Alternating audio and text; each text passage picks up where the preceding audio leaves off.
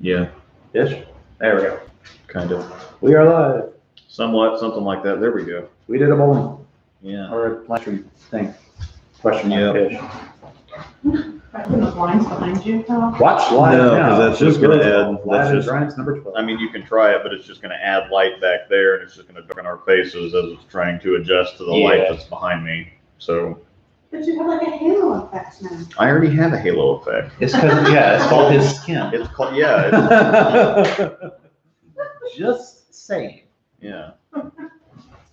So, yeah, fine. We replaced one pasty white guy with another pasty white guy. I just have hair. Yeah, he just has hair. That's literally the only difference between me and John. So. He's also taller too, although you can't see because Yeah. it's I'm sitting in a low rider chair. Yeah, the chair's a little bit lower, so Hey, I got my coffee, so I'm good. I still got to feel like the alpha dog. That's the only way. Literally the only way it can happen for me. Is the return of the unicorn mug. Yeah. I'm going to share the. It's not on TV right now. I've got it on the TV on our TV in here. I can't share it or have it on the screen at all, partly because I'm not that technologically inclined. The other part is that I think there's copyright stuff I just don't want to mess with. Now it is on YouTube, but I'm not going to put it on mine. So Yeah, better safe than sorry with stuff like that. Mhm. Copyright strikes are not to be messed with. So yeah. do not blame you there. But yeah, I guess we'll. So we got the TV kind of up on the wall behind us, or in front of us behind the screen for you guys. So we'll be. I'm going to post the link in the chat here. So But we'll be talking through, kind of commentating over what's happening in the match as we go, I guess. and I'll try to keep you updated. I did queue it up to where we're going to start out. We're going to skip there's like 5 or 6 minutes of stuff to begin with. We're going to start at the very beginning of the first match, which is Tom Smallwood, Anthony Simonson. Luke has round head and James has square one. Perfect. Yeah. That'll work.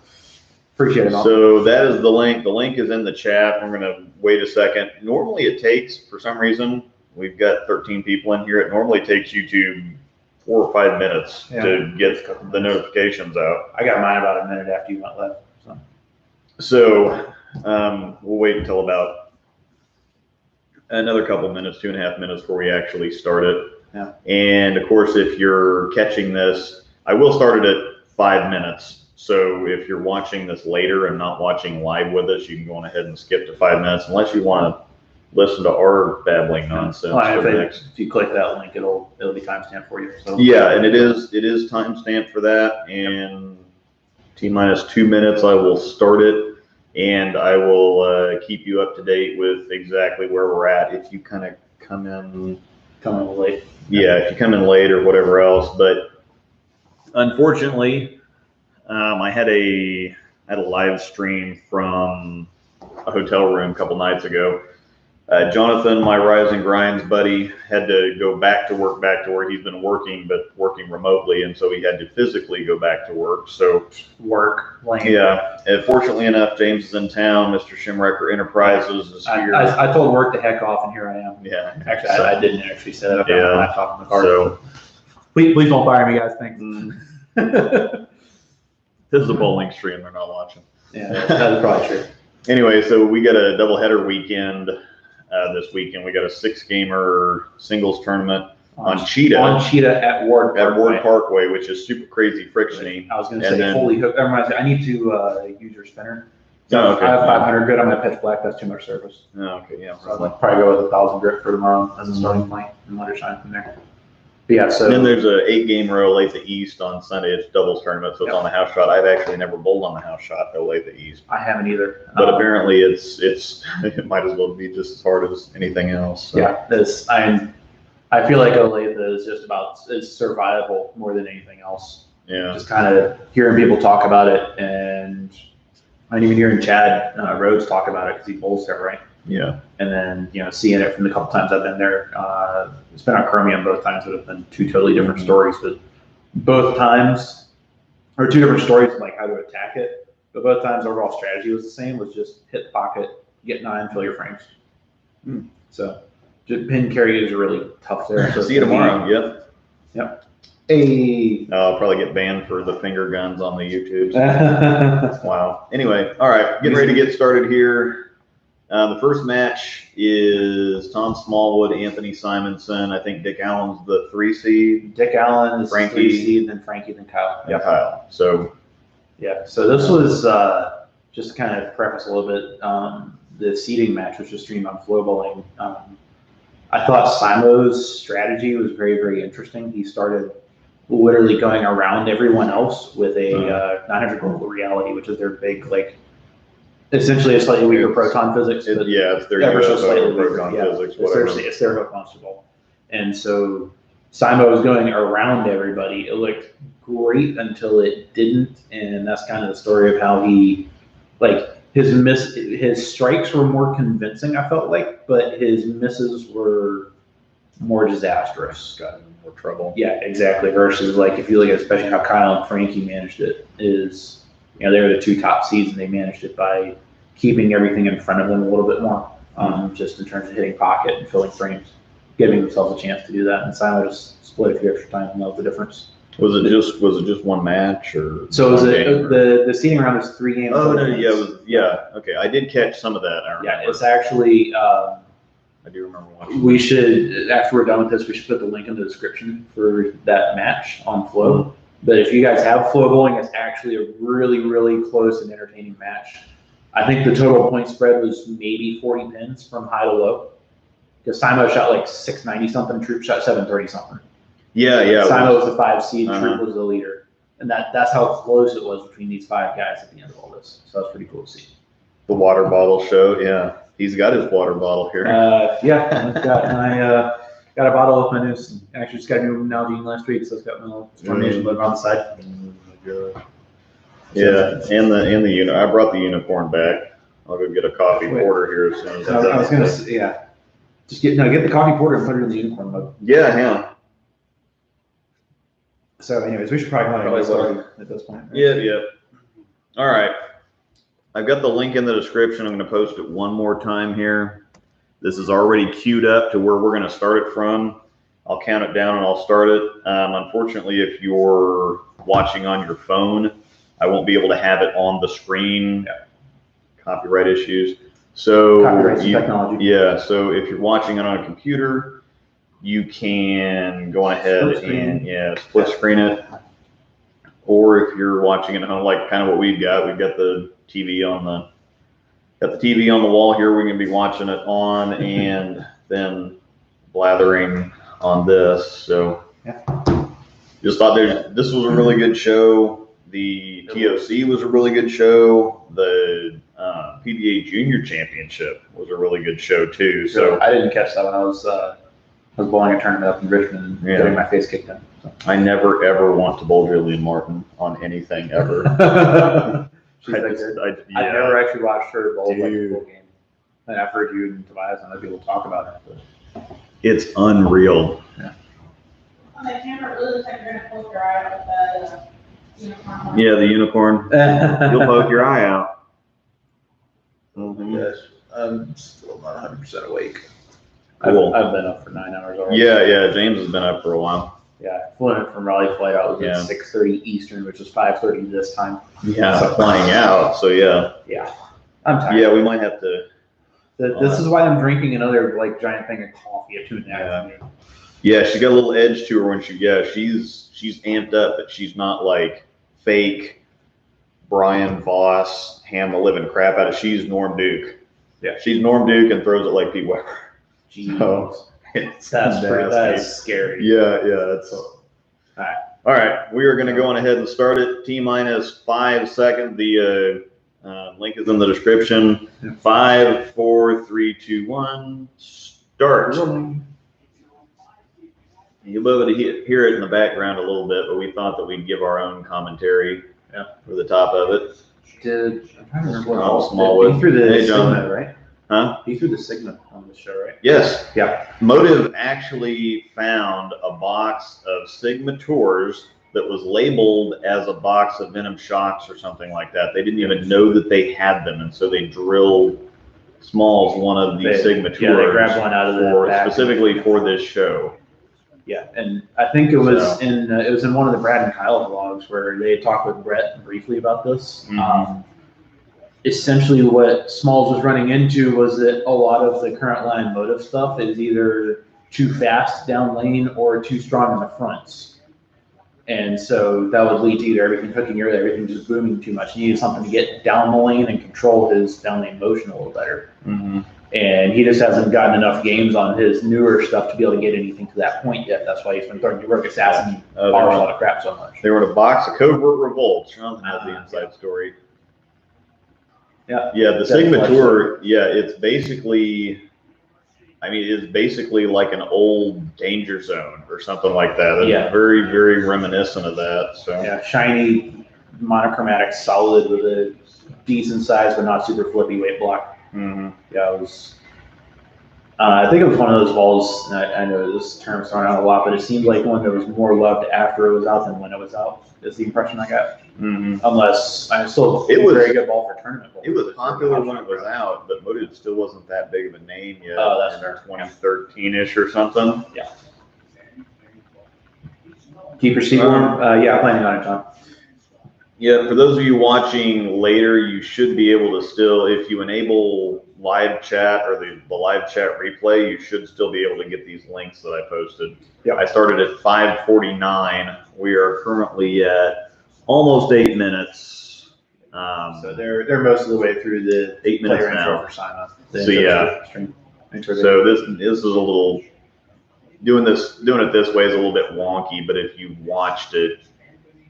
It's probably going to be a little tough to watch along with us, but if you've watched it and kind of know what happens, then we're not necessarily going to touch on every single shot. We're going to try to do some behind the scenes stuff and how they're playing the lanes, the adjustments that they make, and kind of try to get inside their heads a little bit. Yeah.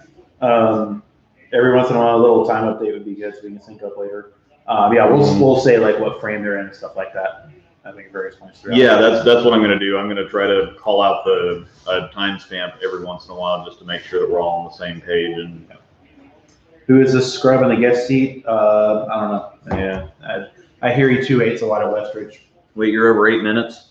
We are currently at 8:58 right now in the match. 8:58 on the YouTube link. So remember we talked about Simo had hooked it before, and now he's going. This is the same pin high trend that he used on the regional show that he won for the players. Yeah. So he's essentially going with that same strategy. Yeah. Here. Well, and it's the same pair of lanes that they use. Same pair, same pattern. Yeah. He's playing a little bit different zone wise, but this is the dead fresh as opposed to the title match. So that's probably part of it. I think there's only 18 to 10, something like that. Yeah. It's a very similar line to when he won the. When he was it the players where he beat Belmo in the 2-7-10s? I think it was. I can't remember. Yeah, it was the players 2019, I think 2019, I think. Whenever Simo and Belmo bowled for the players the second time. Okay. Because they bowled for it in 2017 as well. Belmo. If it's been any longer than 2 or 3 weeks ago, I don't remember. Okay, fair. He's bending it just a little bit more than he was on the. So we got a double for Simo there. We're at timestamp is 10 minutes and 5 seconds. Yep. So Simo just sat down after his second strike. 2 pretty nice looking shots. Bending it a little bit is like 15 at the arrows out to 8 at the break point, which is it's getting to 8 at probably 42 feet and then curving. His angles were a little bit more closed in the regional show. He was just kind of firing it straight up 10 pretty much. Yeah, he was definitely trapping it a little more on that show. Smalls was going a little bit more around it, but he was able to play the hook a little more on this pair in the seeding round, so that doesn't shock me. So that the Sigma Tour is like a slower Supra or a slightly slower graffiti tag. Yeah. If anybody remembers those. Oh, dude. So the graffiti tag is actually the second motive. So I had a few motive balls back in the Venom Shot graffiti tag Primal Rage era. The tag was one of my all-time favorites. It was, I think I've said this on your server, it was the Hustle Link before the Hustle Link was cool. Yeah. It's essentially what that ball was. So Smalls up in the third, a little bit in, and trips 4-pin. The only thing that I can compare the Sigma Tour to is if you took a UC2 to like 3,000, you're close. Yeah, I can because sort of of the see general lane play, and Yeah. it's not. I don't know. It's really tough because I don't think we have anything that's. We don't have anything that's super close to that. No. Like that danger zone type of shape you were talking about is not something that many companies do. Another really nice shot from Simo. He's going 15 to 8 on both lanes. Pretty, a little bit of belly, but nothing insane for sure. Honestly, at least at this point in the match, like watching both of these guys, I'm thinking this is going to be like a 260 to 260 type of match. Yeah. As long as they keep making decent shots. And there's a lot of people saying that they got sick of the score fest and whatever else, but if the general. Here's the Tournament of Champions for you. Yeah. Or the World Championship. Yeah. The general public, I mean, they obviously know that PBA, they're going to have bowlers watching. And so bowlers most of the time kind of understand that lane conditions have a lot to do with it. And, so that just a pension that's out there. So Simo's sitting down in the fourth right now. Yep. 12:30 timestamp. Yep. Sorry, you were saying. But for the general public, if they show up and they go out bowling or they see people shoot 220s, 230s, and they're watching a professional match and they're only shooting 200s and 210s, they're like, well, I see guys locally here that do it all the time. What's special about that? And so if you get on a professional show and see these guys shooting 250s, 260s, well, that's a little bit more impressive to the general public than watching. And we understand, what makes professionals shoot 200 or 210, but the general public really doesn't. And so the blue oil is one thing I think they kind of tried to use to bridge that gap.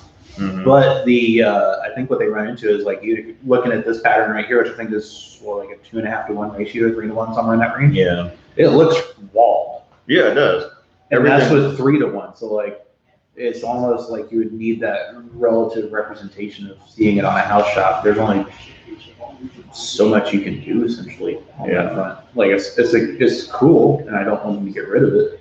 Yeah, it shows everybody transition. It shows them kind of transition, but for the bowlers, it offers the bowlers absolutely zero. Yeah. Absolutely zero, and I would even argue it's distracting. And some people, well, the blue oil helps because so they can tell where the oil's at and where it's not. It's like, well, no, you can tell where the oil's at and where it's not when it's clear and you're bowling on your regular patterns, and you have to develop a visual Aaron, correlation. 2 to 1 oil ratio is flat, 2 to 1 dye ratio is walled. Yeah. Interesting. So it looks like Simo's almost trying to twirl that trend a little bit. He just struck him to the fifth. Like he's definitely trying to like keep it trapped in front of him, but it's also kind of like these are the things. He's twirling it, but also rolling it at the same time. It's one of those weird. Yeah, he's not tricks that he's got. Yeah, he's not really revving it up. He's kind of playing the fade or the push. He's trying to push it, fade it through the middle, so he still controls the lane, and he doesn't have too much boom off the end of the pattern. But he's using it looks like that's got some surface on it. It's probably on the 2,000 grid of pattern. Timestamp 15 minutes. That's close. Nice shot. So dude, I just want to point out, Simo's thrown 6 shots, and they've been a total of like 1.3 boards variance at 40 feet. Yeah, he's labeled. That's insane. Yeah, he's pretty well labeled, all of them. Yeah. All right, commercial break. I don't know if the commercial is going to be on the YouTube video or not, but it's not. The video is only 1:30. Okay. So they should skip over this. Yeah. But yeah, I mean, at this point in the match, just kind of watching what these guys are doing, is I'm thinking this is going to be more of the same of game 1 from the seeding round, where they're both hitting the pocket and they've both got a clear path to the pocket, and they're getting their balls to do the right things down lane to actually get through the pins. So at least at this point, looking at it, you're thinking, it's got to be a disaster for these guys to not both shoot 250, 260, which is kind of continuing what I was thinking, what we were thinking after 2 or 3 frames. Is, I mean, what is that, 11 shots, 11 strikes? And the only one that was at all questionable is Smalls kind of shoved one a little up the lane and tripped a 4-pin. And then highlights of Chris Vai and shooting 300 on his fair show. Is that Central region, I think? East region? East region, right? I don't think so, yeah. He's gotten so much better. Yeah, he's Well, you know he's learned to slide before the U.S. Open when you made the show, right? Yeah, because he used to plant. And then he's like, screw this, I got to learn to slide. Learns to slide, and the next PBA level tournament he bowls, he makes the show at the U.S. Open. So that's pretty impressive. Our timestamp is 16:40 on the show that we're watching. Just split the 8-9 again in the 6th frame.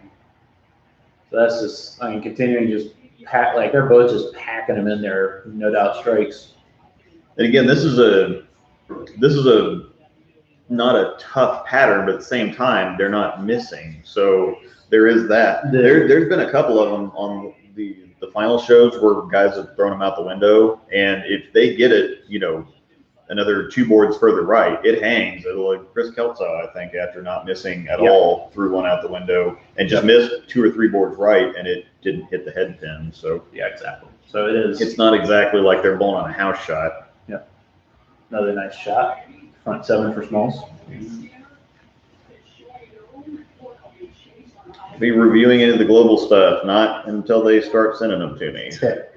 Yeah. Until and unless. I've already got way too much stuff drilled right now. So yeah, I drilled a Zen about a month ago. They actually brought it this weekend.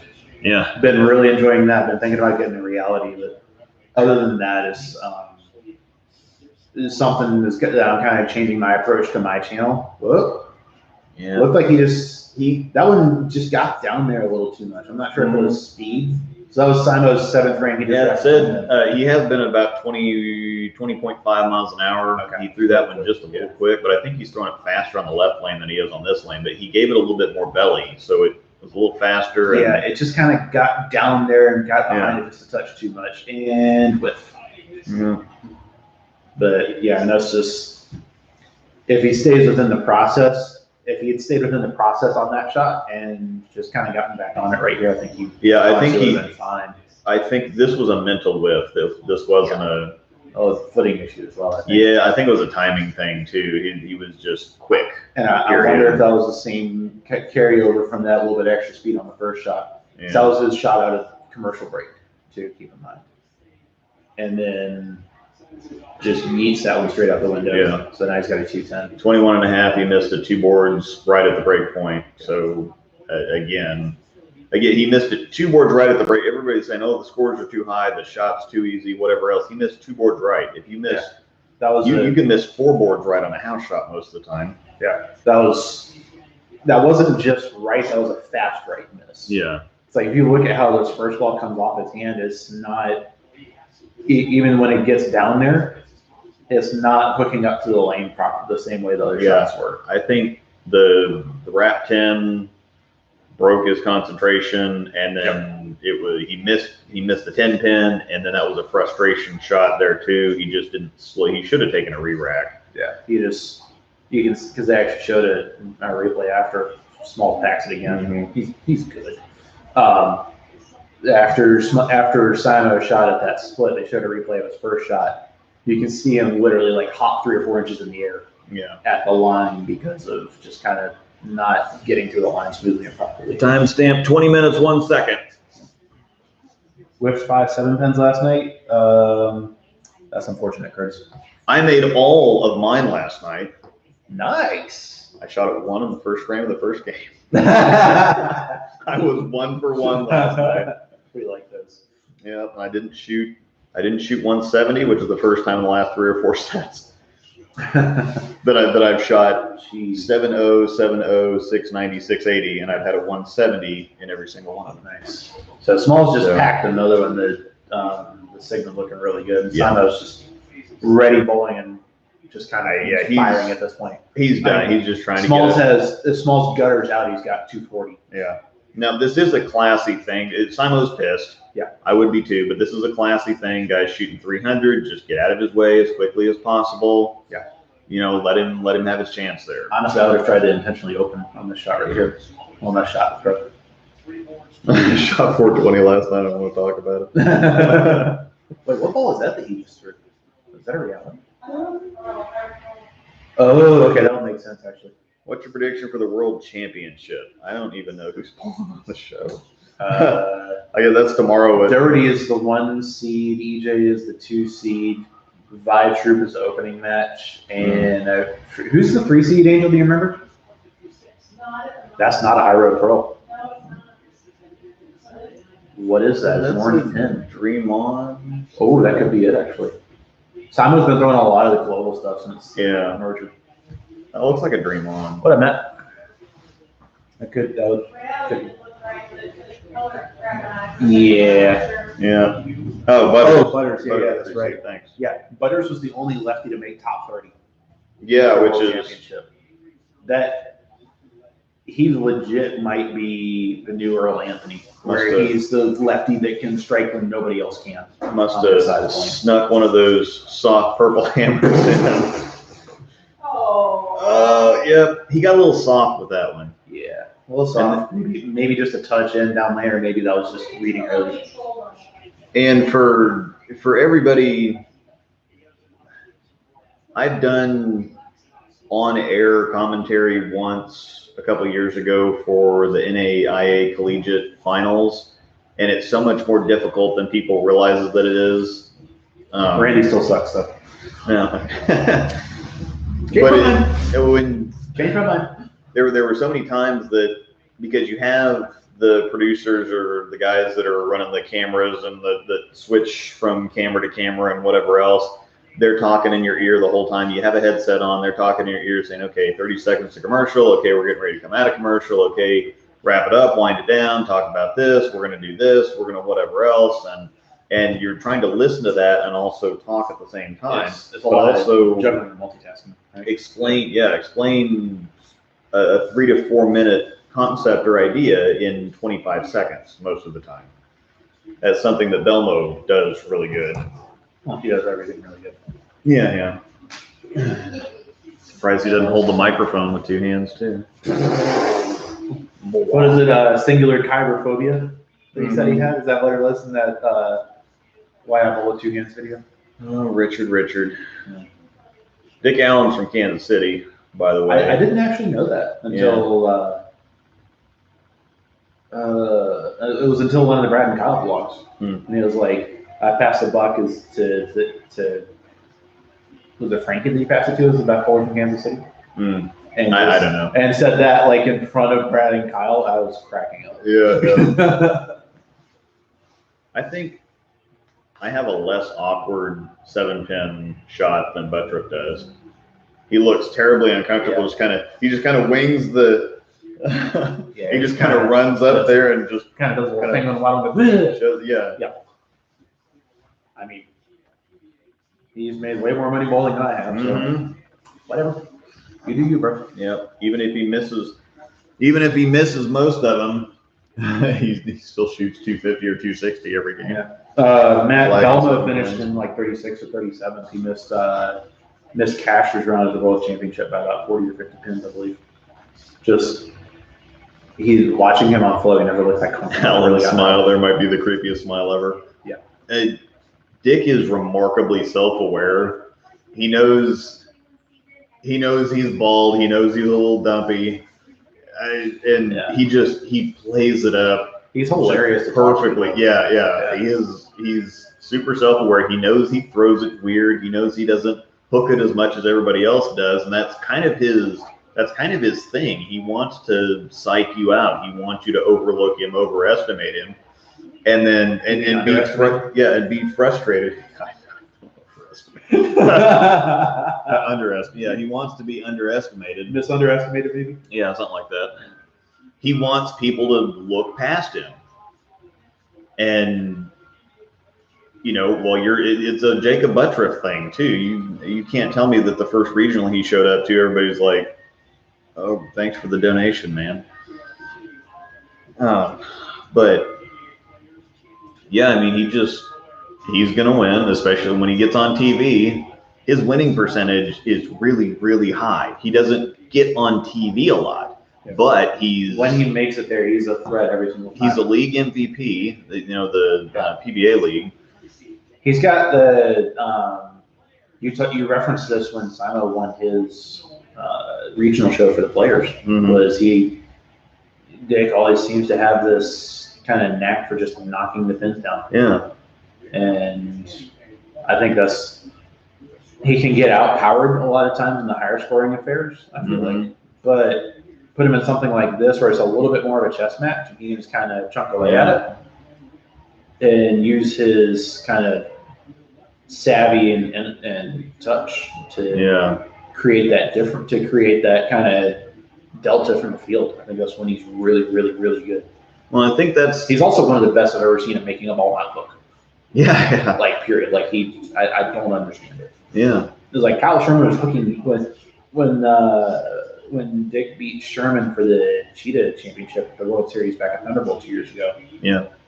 I'm pretty sure Dick was right of Kyle throwing resin. Like, probably. Throwing a shock, and Kyle was throwing a purple hammer at the time because he was still with EDI. Nice shot trip from Dick. You got a timestamp check, by the way? Yeah, 27:20. I'm going to unfuzz the.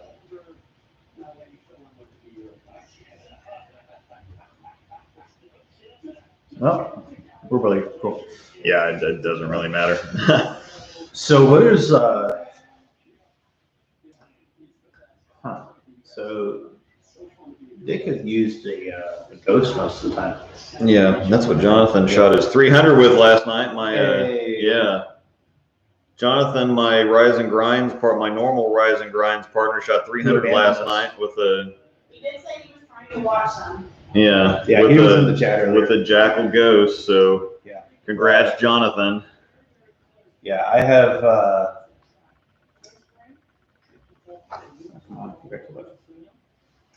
I think I'm going to say this without shame, and if someone sues me for this, then so be it. Turn off autofocus. I can't.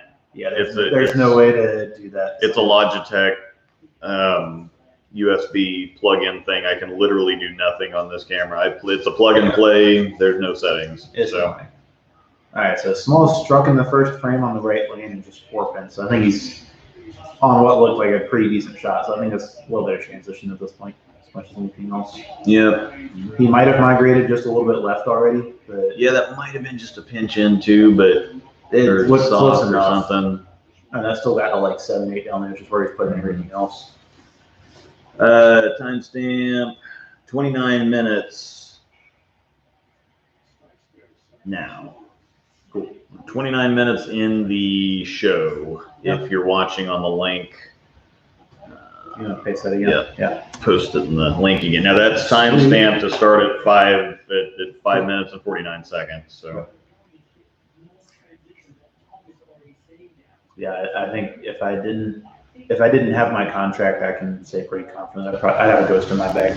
Yeah. It's just so Does Alan have more hair than Jonathan? Oh! Messenger with. I think Jonathan has more hair. Yeah. It's close though.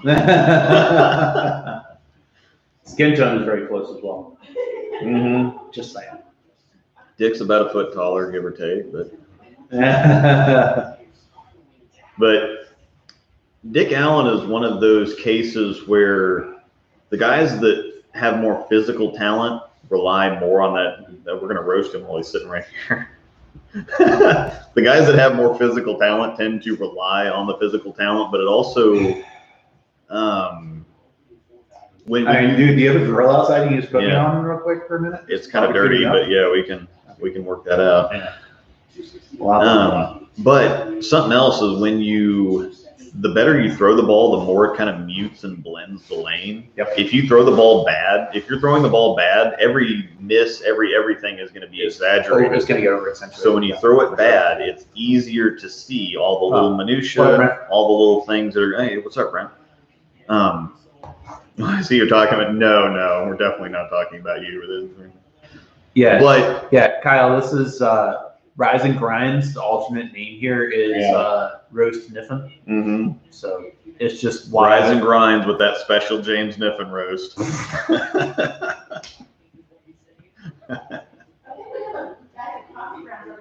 Yeah. Oh my gosh. But anyway, for somebody like Dick that doesn't throw it like AJ freaking Chapman or something like that. Yeah. He, I think, has a better understanding a better, his eye for ball reaction is better, and he has to do the smaller to compete because he doesn't have the physical game to overpower the lane. It's the same deal as Frankie. Yeah. It's just Frankie's physical game is prettier to look at, for Yeah. a better term. But it's Nice shot. So that shot right there. So Smalls just wrapped a 10-pin in the third frame on the right lane. I'm ready for Thane gang this weekend. Yeah, Trevor Baumgartner got 3 purple hammers re-drilled. He changed his fit. And so he went in and got all his purple hammers refit, his desert tank refit this week, Nice. a couple days ago. And he hates Ward Parkway. He says, if there's anything to bowl at Ward Parkway, I'm just not going to bowl. And then he found out it was cheating. He's like, crap, I have to bowl. So, yeah, that place hooks a lot. So this is why Dick is dangerous on TV once he gets there, because in a longer format, the guys that have more power are going to carry more often than not, especially when the condition is softer. But when you get him in a 1-game match on TV, he's one of those guys that he's not necessarily going to beat you. He's just going to let you beat yourself. Yeah. He's going to hang out. He's going to put pressure on you, and he's going to see what you got, basically. Do you think you would have done worse had you not been on the low rotation? What's that? Do you think you would have been worse, like scores or whatnot, had you not been like going through the ladder? Like, say he was like the second or third seed there. No, I think Well, he was the third seed. no. That was at the player, I think, or that was at the regional Yeah, show. his wasn't it? regional show. Yeah, his regional show. So this ball change I did not understand at all. Yeah, He and went that's- from I think he was throwing the pin down ghost that he used on his yeah, he went to a regional show. Jackal Flash. And it looked decent. And then he goes to a Jackal Flash that it hooks 3 times. Yeah, And it struck, it got the 10-pin out, but I think the cover's a little bit cleaner. yeah, the Flash gets down lane a little more, but the problem was this wasn't, and I think this was the problem he ran into with this Flash, is it got down the lane, but he almost, if he wanted something to get down the lane, I think he needed to be able Until to it faster. doesn't work and the water slips. Oh, which is funny because Jonathan, it wasn't a Dick Allen sabotage thing with the water. Apparently, he is one of those Murphy's Law type of people. If something can go wrong, it will, and I guess he's just clumsy as balls. So it wasn't oops, I spilled the water to distract. It wasn't a sabotage thing for Smallwood. He's legitimately just that clumsy, I guess. Yeah, I remember seeing it. I know a few guys that personally know Dick, and after they were saying after this match, it was just like, that was not intentional at all. Well, and that's not his style either. He's not going to sit there and try to distract. He's just going to shoe up, he's going to game up, and he's just going to take it to you. Is exactly what's going to happen. So, and he's kind of frustrated right now too. So I think he's thinking more about what's going on instead of, Who is Alan? yeah. So I don't think he probably just put his hand over there for the water bottle and That was a nice smacked shot. it, Small, so- like he went a few further left and just banged on it. Smalls has this. It's almost an over-accentuated version of kind of what you and I have been talking about a lot for how to manage friction here in Mhm. Kansas City, where it's like, because he's a full roller, I think that's where that over-accentuation comes from. But he's always been really, really good at kind of getting left and slow looping it. If he's got a little something to throw it at, he can just strike for days. Yeah, just put it into the lane and let it climb. Yeah, and it's like you look at it like how he profiles as a bowler and not looking at the results, and you're like, he shouldn't strike as much as he does. Yeah. But he is able to just kind of blend everything out and still knock 10 down. So I think his touch is really underrated as well. Like, he's able to keep himself in play, kind of the same way as Dick Allen to a certain extent. Yeah. Well, Brian Kretzer was pretty good at that slow roll and just kind of don't try to throw it hard. Yeah, it's easier to DJ Archer too, to a certain extent. Yeah, Brian Kretzer's career was 13 steps, 13 miles an hour. And hooked the entire line. Oh, thanks, Jesse. $2 from Jesse. Nice. Appreciate it. No oil where I am. Strongest ball I have is an IQ Tornado Pearl. A lot of tournaments coming up. Looking at the RSTX1 or Reality for a 1 ball. Any thoughts? Lefty. No oil, and you're looking. Yeah, you're looking in the wrong direction. Yeah, dude. If you could find a Texas Hustle link, that'd actually be really good. Oh, dude, Hustle PBR and polish it. Yeah, that's actually really because I think a shiny PBR is basically a Texas ink. Yeah, pretty close because it's a little earlier and smoother. The Utah one's push further and boomerang. Utah's Utah one's boomerang. Oh man, you didn't like your Nano? I'm gonna have 8 of them probably. I feel like I need to try that. I'm gonna have 8, and Angel's gonna have 8 by the time they're discontinued. It's a symmetric RSTX1.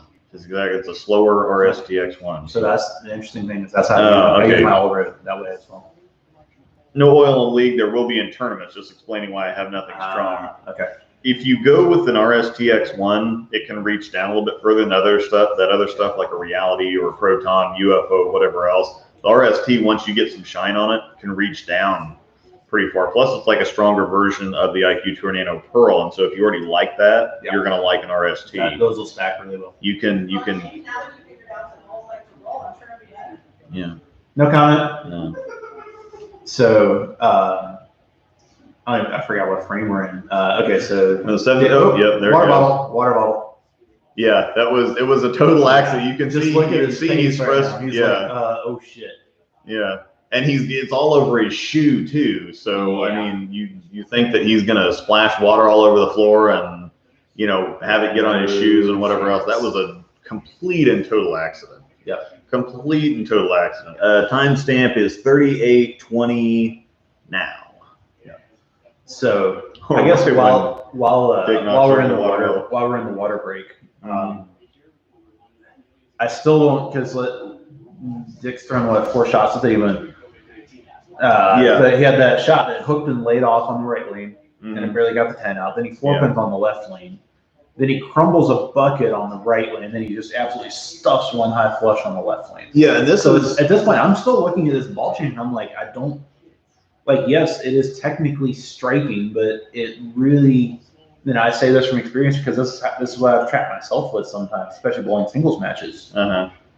It looks like he's trying to almost chase ball reaction. Smallwood looks like his blood pressure is high, red cheeks. On the full roller, always crushing the finger holes. Any suggestions is probably where the ball hits. But if you're a full roller and you don't have it drilled for a full roller, it's going to be a little bit weird. But a lot of the times that happens.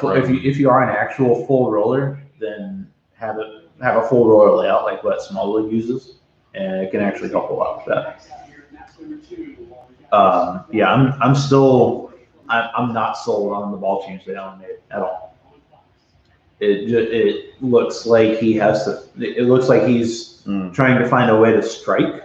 Yeah. And then just hope he can throw it good enough for 4 more shots. Full rollers have to have different layouts because the ball wants to flare. Well, it'll eventually flare over your thumb hole. It'll start flaring. They're full rollers because the layout. So full rollers track here basically, and as the ball flares, it wants to flare this direction, so it starts rolling over the thumb hole. Well, if you use a full roller layout, the ball flares backwards, so it actually flares this direction, so you never roll over any of the finger holes. Most of the time, the CG is right in the center of the grip, and the pin is to the left of the thumb. The pin will be like down and left from your center of grip. Yeah. I'm trying to find a good. So if you're. Oh, here we go. Yeah, that's always perfect. Yeah, I'm gonna. How do I grab a link for this? So if you're a full roller and the ball rolls over the thumb hole, you don't have a full roller layout. All right, timestamp 40:50. All right, Sleuth, I just posted a link in the chat. Take a look at that; it should help. So small is just it's kind of a weak hit for the 10-pin immediate messenger. It still looks like a decent shot. So it's a 1-pin match at this point. Yeah.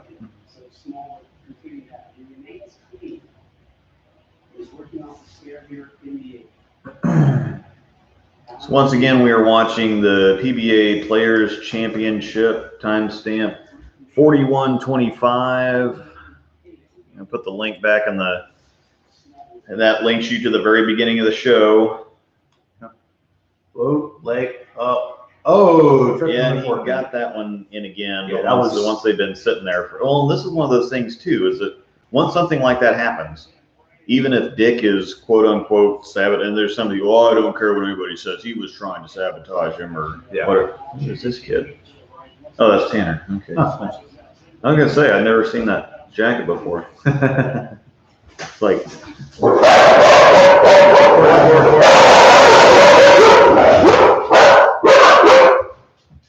Yeah, it's like Jake from State Farm. What's up? Come in with that hat. What? Come in with that hat. So anyway. So that shot right there is what Alan just flat 10 and then the nade frame on the right lane. They've only got the webcam on, so you're fine with that. Yeah. So that was the same. That was what I was worried about with the ball reaction he had, and he stuck on the 10-pin conversion as well. But it almost seemed like he was if he just kind of yipped it a little bit right or a little bit quick, that it had no chance of getting 10 down. So that's kind of what it looked like there. Yeah, the doorbells are great. Yes. They sound vicious too. The dog explosion, factual. So if Dick was quote unquote sabotaging Smallwood, he's got to sit there for 15 minutes while they're cleaning the stuff up too. So he's going to get cold. Everybody's going to sit there and get cold. And I don't think it's and if you're a professional, there's a lot of other random things that happen that you've got to just overcome. And that shot he threw really good, but he has to throw it that good to strike. Yeah, with this flash. I feel like. So snap the 10 out. It got the job done, but he's still kind of in a phone booth right now a little more than I feel like the pattern is saying he could be. Yeah. So I don't know if that was just he started in like the wrong. Because I know he had a couple different Jackal Ghosts with him this weekend. Mm-hmm. It could be that maybe he just started with the wrong one, and then that kind of hamstrung him a little bit with kind of knowing where to go shape flash from there. Yeah, so it did. He goes to a different Jackal Ghost for the rest of the show. He likes that. He likes the Jackal core, the look of that core. And okay, so yeah. And interestingly enough, I saw afterwards, Smalls actually didn't miss that directly off his hand. He said it landed on the finger hole. Oh. And that's why it shot off to the right like that. So Smalls just left with 1, 2, 5, 7. Yes, I saw him post on Facebook after the event. Was that it landed on one? It caught one of the holes. Like it was either one of the finger holes or the thumb hole, and that just made it shoot off to the right off of his hand, and that's why it missed that much. That was, if you watch like the body of work of Smalls like on TV and in tournaments, that was a huge miss by his standards. Oh. So. Give me an example of a ball that works for righties and not for lefties. I'm trying to explain the concept of lefty balls to some guy. I said high road pearl. Actually, my high road pearl doesn't look bad. Yeah. Normally, it's a little too weak. Normally, what you see, right? Yeah. Normally, flippy stuff doesn't work as well because it goes too long and it's too sharp, and we already have. Yeah, except the Rubicon UC. And I'm finding out that the snappier stuff, if I just kind of bail out of it and let it walk itself up there. Well, you're stepping the force so much. Yeah. There's that too. But I actually don't use a high road pearl very much. But yeah, it's one of those ones that we never even get down to like your trend very much. Yeah, I don't. That's stronger than it has to be stronger stuff. Yeah. What? You want more? Are you on water? No, not coffee. Whoa, like Okay. oh, Huh? I'm not done with that. Smalls went back to the trip 4 well, and it did not work. 4-10. So now that's essentially hands the match to. The only way Smalls can have a prayer in this match at this point in the 10th is he needs to make a 4-10. Mm-hmm. And then hope that Alan goes like spare 7 or worse. What ball would you suggest for a guy like me? It's full rollers usually do well with particular types of balls that are they tend to like the bigger course with stable stuff. Yeah, so something like an IQ Tour or IQ Tour Nano Pearl, Pearl or High Road Max might be good. yeah, something like that. So Or thanks for maybe the even a $3. can't believe I'm about to say this. Parallax. Mm-hmm. Because if you're a full roller and you already roll it, like you already get into the lane really well, I think that would actually complement that way of throwing it pretty dang well. That was, And dude, he's labeled yeah, just flat so here's perfection. The thing. He has to label, like he has to throw it that good to strike. And if I remember correctly, he goes to one of his other ghosts on the fill ball to give something else a look. Yeah, that's a good point. Is that we just don't, we use what we're going to use pretty well the entire time. If it's, we don't, so I don't carry around a lot of weak stuff with me unless I'm anticipating using it all day long. It's not like the righty thing where you're like, well, I need to bring this, and for transition I'll bring this, and then we'll get down to the weaker stuff and I'll have this. There's no progression that we go through. It's like, okay, well, I'm throwing the Tornado Pearl today, and that's just that. There's no versus I'll throw like. I don't think I've shown off that one before. Yeah. Sorry, John said, James, can you say that again? John, I don't remember what I said that you're asking about. Sorry. Norseman Brewing Company. I've been up for 7 hours already. My brain no worky today. So this is a handmade ceramic mug. Ooh, that is actually. That's got the Norseman logo on the front. Mm-hmm. Ooh, that looks cool. Yep. Made here locally. It's just water. Nice. The ball I suggested, John? Oh, for full rollers. I was saying, no, I cannot say that again. I'm not falling for that trap, John. No, you did not. You're doing things, man. I'm sorry. Interesting. I know what you're talking about. Frankie. Frank the Tank. Honestly, seeing No, Frank the Tank is in Belfast. People have been calling Frank the Tank on tour for years.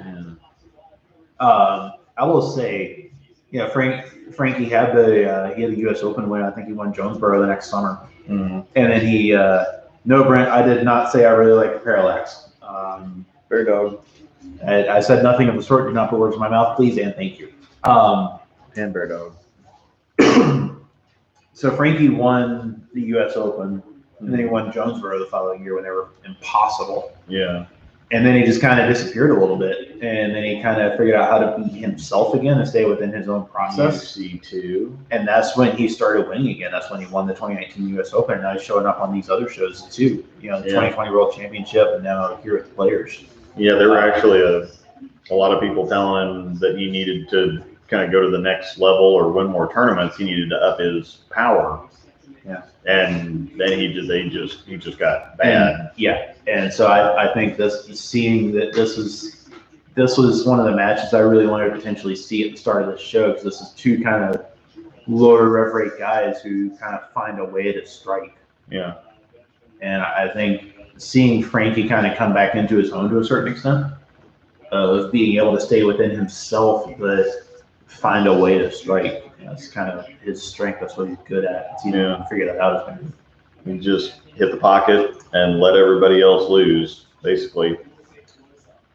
Yes, Parallax is high base and shiny. A little bit in. Yep, big bit in actually. That just looks like he needs to get a little further left, project a little further right. That was that shiny pin down ghost I was talking about. Did I throw the UC2 at one point last night? Yeah, I threw it all 3 games, including the game that I had 88 in the 6th. Oops. And struck out to win my point and make it to the only bracket final. Nice. Back 6 for 208. And 705, I might add. Good shot at it. Nope, overhooked. So I think that ghost is just a little more off the spot, because he wouldn't have gotten any practice shots on this pair between his last match and this. Mm-hmm. So that was essentially a semi-blind ball change to that shiny pin down ghost that he used on his regional show when he won it. I like the move, and honestly, seeing what he has ball reaction wise for the rest of this show with that ball, with that shiny ghost, it kind of made me wonder a little bit why he didn't just start with it. I mean, I'm sure he saw something else in warm-ups that made him think it wasn't the play on the fresh, but I don't know. I'd be curious to know what that was, put it that way. Because that shiny, that little bit more lane shine ghost just looks so good, and he's so comfortable with it. So, yeah, it's crazy. Frank, the only two guys to shoot multiple 300s on television both went to Wichita State. Yeah. Frankie and Rash. I still think he's going to push PDW for U.S. Open titles. Who, Frankie? Oh, yeah, 100%. And he's already got 2. Yeah. UC2. Yeah, so I think he's just kind of slow moving with the UC2, if I remember correctly. Oh. Yeah, it's a little bit of a mental change, Curtis, for the UC2 because it's so boomy. And normally that's not a good lefty thing, but it's perfect. So because I can lay out of it more, and I know that it's going to boom, so I can just kind of fluff it and feed it to the spot, and it tips every time. I don't have to worry. I can still control the lane. I just control it in a different way. The interesting thing about the UC2 that I think some people don't really realize is if you kind of float it, but also get your hand more behind it, you can actually make it almost like stop on you. Yeah. And so you can actually use that to control your down lane directional change. But just have something that will do that while also being easier through the front, something like a Pearl, for example. Mm-hmm. So. 17-year-old in his junior team in Minnesota just broke the state record for scratch series. That's awesome. Oh, I think you need to have a prop bet for tonight. How many 2-8s do I leave? So I'm subbing at Westridge. Jonathan and I already have a prop bet. Do you really? I'm not going to tell you it's an over-under on series number. I'm not going to tell you what the number is. But tell me the number and don't tell me who picked over and who picked under. The number is 680. Okay, that's actually a pretty good line. No, it's 660. It was 660. Then Jonathan asked me about it. I said, no, I think the line's actually closer to 680 because you shot 670, 67 something. You shot 670 something last time you were. I got that. I thought I only shot 640. No, it was 670 because you managed 230, 240 the last. I remember time. I shot 230 something game 3, but I thought I was trying to like 4-0. No, it was 672 because I remember the guys we were bowling through a fit about him like he shot 670. Because I wore a name shirt. Mm-hmm. Does it give you left to right control though, miss and hold? It can on the right conditions. Yes and no because it's crazy flippy. But it's so easy up front that you don't have to like really chuck it. You can still kind of roll it. You just have to be a little softer with your hand. It allows you to be even more of a lefty, actually. And I'm going to throw it tonight. I'm going to take the Insight. Yeah. I might throw that a little bit, but the UC2 has just been too good lately for me to not throw it. Dead Hippie Man. Where do you find info about where demos are held? Central PA. Would love to go to one. Don't know where to find if they're any close to me. Ask your pro shot guy if there's any around them. Ask around among other serious bowlers that you know in the area. If you also go to the Storm Bowling Facebook page, there's an events tab, and they usually have demos linked there. So, really nice shot from Alan there. So he's going split strike. Mm-hmm. Clearly made the right move off of that split because he just flushed 2 in a row. And Frankie left a light mixer 7-pin in his first frame, and then got one back really nicely to snap out the 10. So Frankie's trying to Dick's being Dick, essentially. It's kind of how I see it. Like he's playing his game of just kind of, fluff it out the spot, walk it in, have a nice day. Frankie, when he's made his money in the past, has been going straighter and kind of staying right of everybody and floating it. Mm-hmm.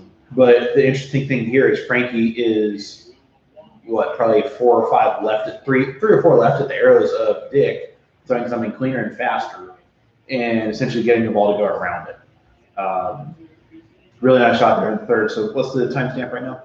Timestamp is 55:40. Okay, so Frankie, we're in between Frankie's third and fourth frames of the semifinal match right now. So really nice shot that Frankie just threw there on the right lane. UC2 is going to do a UC2 thing. So Frankie actually has a little bit of negative tilt. That might just be because he's coming over the top of it, trying to make. He does kind of just the way he comes through the ball. Yeah. He has a slight, very, very slight. It's only a degree or 2, but it's not a straight up and down you can see it out of his hand because he kind of nice shot. Kind of does, gives it one of those things. So, but it's another kind of way to trap it a little bit too, because it gets to the spot and it kind of straightens out.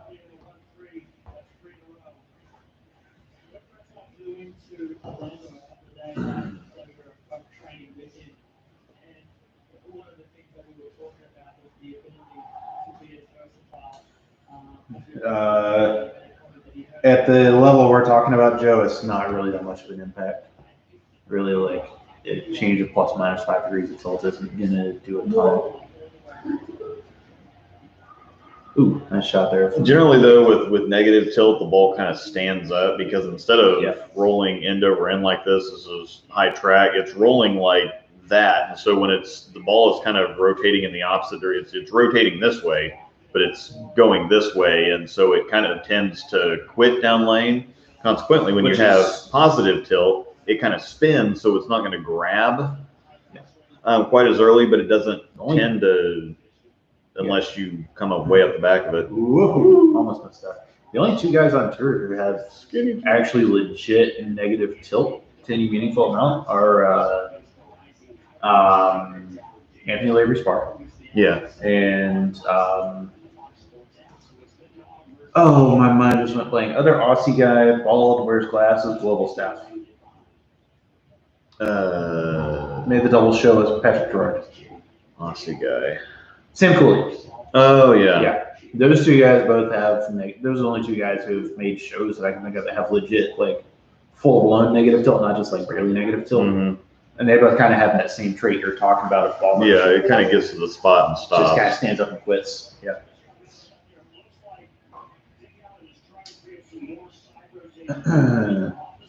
Timestamp is 58:18.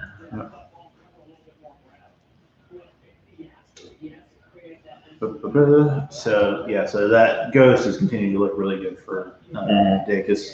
It's the right shape. It's going through the pin so much better than that flash was. And as he's moving left now, he does. I think at first he didn't want the ball. He wanted to be in that specific zone with that general shape, but it wasn't getting down the lane quite easy enough. And so now that might be why he threw the flash for that first. Yeah, now that he's getting deeper.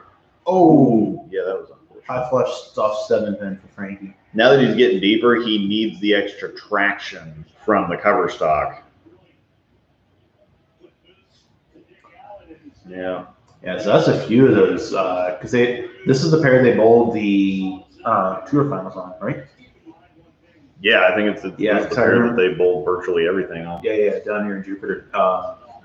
I remember Kyle Troop in the finals versus Simo left an insane number of 7 pins in the best of 2 title match.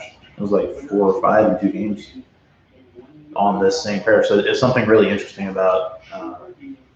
Yeah, thank you, appreciate it. Something about the pin carry is overall really good at Bolero Jupiter, but I almost think it's just because the sidewalls are really hot and the flat gutters are a little more bouncy, and that might be causing some of these like really fast corner pins like what Frankie just said. Of course, I left the 7-8 last night with PUC too. How did you 7-8? Super high flash. Yeah. Mm-hmm. You're special. Yeah. No spoilers. There we go. Yeah, that's exactly what we're talking about because he got it out and it started up a little bit sooner, but then it just kind of sat there. I'm going to take that. No spoilers, please, Curtis.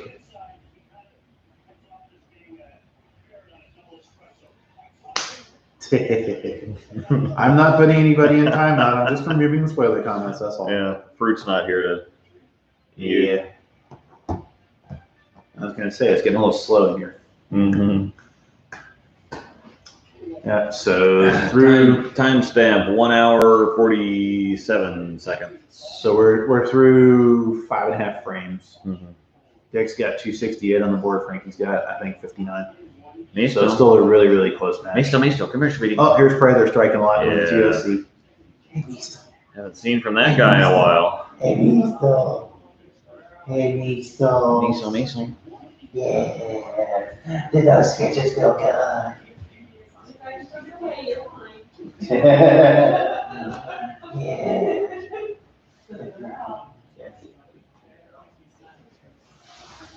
All right, doggo break is over. Now I got Yeah, doggo move. yeah, just throw it on the floor. At least we don't. At least it doesn't get stuck in the carpet now. We can. Yeah, we didn't have a rise and grinds last week because we were tearing the carpet out of the living room and we were going to tile, and then we found hardwood, and so now we ended up refinishing the wood, and it looks pretty sweet. It does. Yeah. You can just tilt the camera down. It may never refocus. That would require it's a refocus. Okay, but do it at the end then when you don't care anymore. Oh, what? That's again. Oh, Why is that stuck? Why is that stuck? Hardwood. yeah, it actually is pretty nice. Yeah. So we stained it and refinished and whatever else. So yeah, we've got. I don't really want this thing to refocus on my face anyway. Get it there. Nice shot. Sweet. So Dick's got a 257 max with a lot at 269. That's where we are right now. Dick just struck in the 7th frame and sat down. He did move in a little bit there. Yeah, it looked like more of a parallel move. I think. Oh yeah, there's the Facebook image. Yeah, clutch. That's pretty good.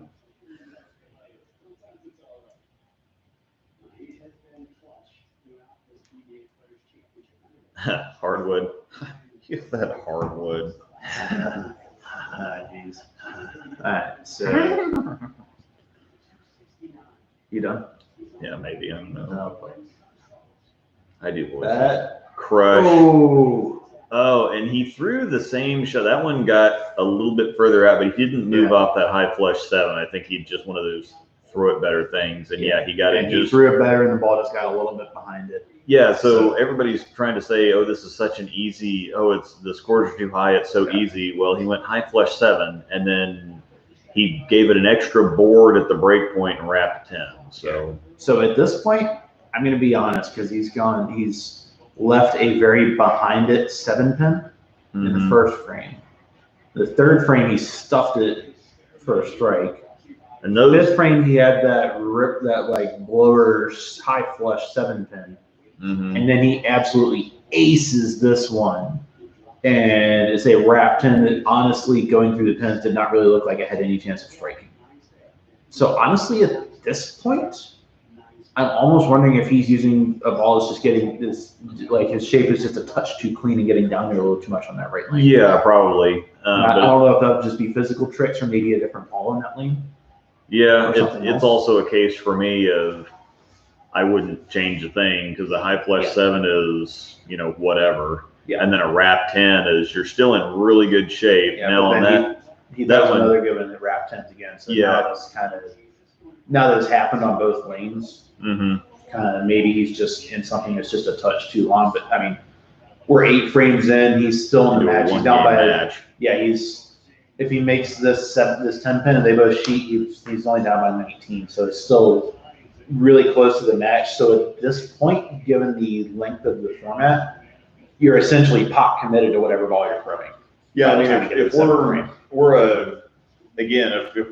4 games into an 8-game sweeper, then yeah, you use your fill ball and change balls. Sure. But that's the thing that people don't understand. It's like, well, why don't you just, you're in the 8th frame and you're in the game, or you just. He's in the game and he hasn't missed the hole. Yeah. And it's just a matter of carry at this point. Yeah, do you want to make a big change now and risk losing it? Or do you want to keep hitting the hole and take your chances? I would take my chances. Yeah. And that's a nice shot from Dick there. That's something that I think you've helped me with, and the experiences of being out here in Kansas City have helped me with, is kind of committing to just hitting the pocket and keeping myself in play a little more and taking my chances with the results, and just kind of, I guess, almost accepting that there are going to be days that aren't going to be my day. Which is tough to do, because when you feel like if I am smart enough, if I'm good enough, I should be able to make the adjustment. I should be able to get the pins down. And I bowled a 5-gamer on Wednesday night. I left 16 pocket single pins in 5 games. So it's just kind of one of those things where I did finally figure it out, and I threw the back 5 to shoot 2 team the last game. But Nice one. I shot 11, 20 something per 5, which is okay, but not great. But it's like, Nice one. I have those 16 pocket single pins. If I carry half of those, like that 11, 20 becomes 1250 Yeah. at least. Mm-hmm. And so it's just kind of like, knowing and understanding. Yeah. Second guessing is our biggest enemy. Yeah. I think Yeah. sometimes you do need to make an adjust. Sometimes you just flat need to make an adjustment, but there's also some times where you can't overthink it. You can chase just a little too much. Yep. And that's just kind of turn your brain off and throw the damn ball all day. And that's a lot of experience too, is knowing, okay, this is bad enough to where I do need to make a change, or, well, that's just some unfortunate carry. Nice shot there. And if he didn't move, didn't do anything different. That was probably just one of those little tricks with his hand or something like that, just to make it tumble a little differently through the fence and snap that 10 out. And that's something that's not going to be on Specto, but they're showing Specto up there as virtually identical to his last he did two not, shots. His hand was more up the back on that one. And it still pushed a little bit long, but he got the kick on the 10 pin instead of the wrapping it. So he kind of got it tumbling a little more forward off his hand instead of getting quite so around it. And that'll make that's obviously very exaggerated. That'll make it. If you get more up the back of it, it'll make it pick up a little bit sooner and go a little bit straighter and roll a little sooner. Yeah. Which doesn't make it very nice. Yeah. Basically. Close enough. Yeah. Close enough. We're fighting. Yeah. It was a really nice looking shot. That's one of those things that I think guys like Frankie and Dick are very, very good at that people don't really see. Mm-hmm. Is they have those little things to kind of manipulate how that ball goes through the pins. And that was virtually identical to the last shot too, but you can see at the bottom he's giving it a little bit. He's juicing a little bit too, because he knows he's got the length, and so all he has to do is get the ball to start up a little bit sooner. Yeah. Pig, what are you doing, Pig? Ask that Pig. I know. I know. You don't have your futon. I know, Pig. What's Pig? You doing a heckin' confusion, Pig? It's like, yep, I know. 7 pin is crying, my big limit. Yeah. I'm out of coffee. Feels bad. Yeah. I made all of mine last night. All one of them. We don't want to. Yeah. Shot at 1 in the first frame. Must be nice. Yeah. This has to strike. Oh. Yeah, and the RPMs were down because the last one was like 390 or something like that. That one didn't come off his hand. Yeah, it just was a little flatter. Stopped a little bit.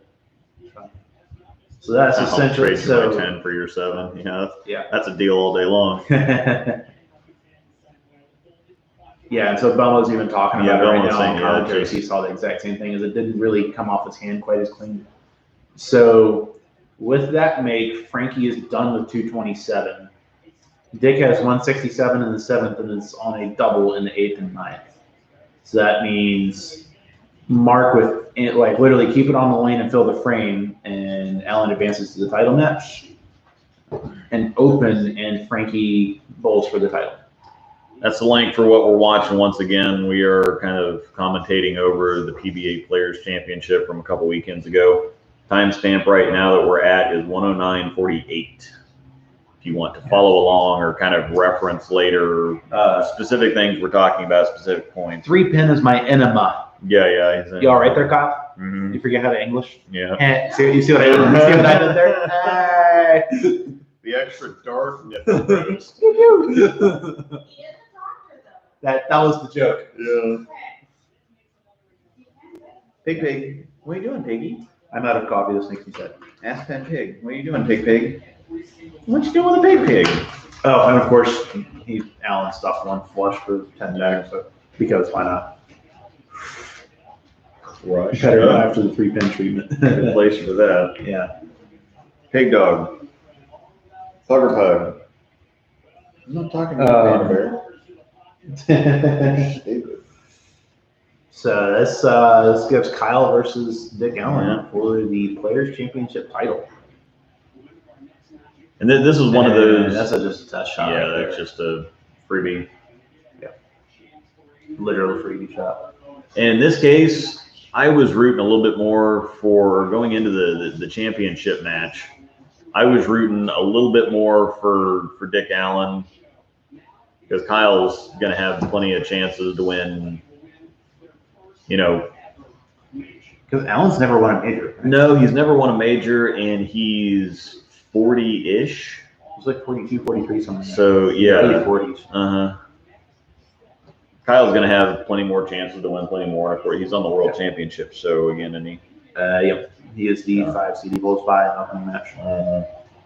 Yeah, Kyle had a really good match play in the World Championship this weekend. Kyle's really weird because you saw him on TV once or twice and was like, oh, he's the Afro guy, and again, he's trying to not be sideshow Kyle anymore and main event Kyle. Yeah. But he went from not being on shows to being on everything constantly, just like that, instantly. Yeah. And it's something that you didn't really notice. You just got so used to seeing him on TV. It's like, oh yeah, he's one of the big guns, even though. Ooh. Prediction on next non-titleist to win a PBA title. That's a good one. Chris Vi. Chris Vi, yeah. Chris Vi. Yeah, Chris Vi. It would not I'm shamelessly going to be rooting for a Troop on the Players show or on the TOC show. No, World Championship show. I'm shamelessly going to be rooting for Troop because he's Kyle Troop and he's awesome. You notice that Kimberly looks better in a mask than without one. She reminds me of a cosplay character. Mm-hmm. I mean, I don't know, but if you want, I play a game when I'm watching PBA shows. It's the eye contact game. Yeah, who can actually maintain eye contact with Kimberly? Matt Sanders is terrible at it. Most people are. Most people are. Yeah. So then people find that out. Yeah, which is really funny. It's like who's actually maintaining eye contact with Kimberly throughout the interview or whatever, and who's kind of like glancing at her, then looking back away, and then glancing at her and looking back away. Yeah. Brad Miller. Yeah, John. Brad was another name I had more God saying, but I don't know. Vi's got the hot hand right now. It's kind of the impression I get. Yeah, there's AJ Johnson, Adam Johnson, yeah. Packy, yeah. Packy just she's extremely good looking. That's why. You smart devil, you.